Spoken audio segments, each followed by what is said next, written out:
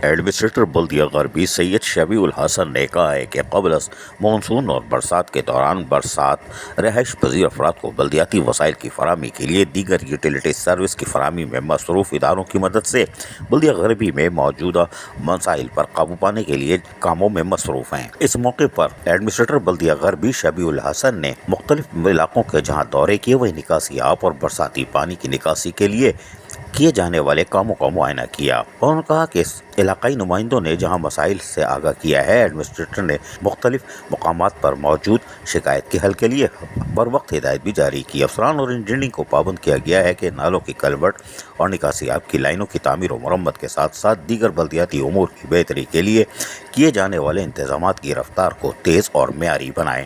محکمہ موسمیات کی جانب سے برسات کے لیے جو پیشن گوئیاں کی جا رہی ہیں، ان سے نبست آتما ہونے کے لیے ہم سب کو نہایت ذمہ داری سے فرائض انجام ادا کرنے ہوں گے۔ اس موقع پر استعمال ہونے والی مشینری اور برساتی نالوں، ندیوں اور آبادیوں کو محفوظ بنانے کے لیے اقدامات بھی کریں۔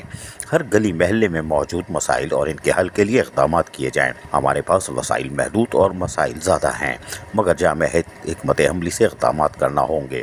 ایڈمنسٹریٹر بلدیہ غربی شبیع الحسن نے کہا کہ ہماری ذمہ داری ہے کہ ہم لوگوں کو بلدیاتی سہولتوں کی فراہمی کو یقینی بنائے۔ اس موقع پر ان کے ہمراہ مختلف علاقائی ذمہ داران اور مختلف افسران بھی موجود تھے۔ عزیز عارف، KBS بلدیاتی نیوز، کراچی۔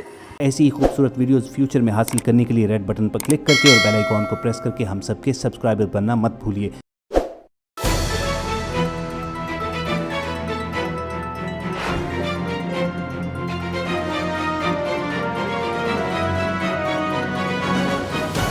KBS بلدیاتی نیوز۔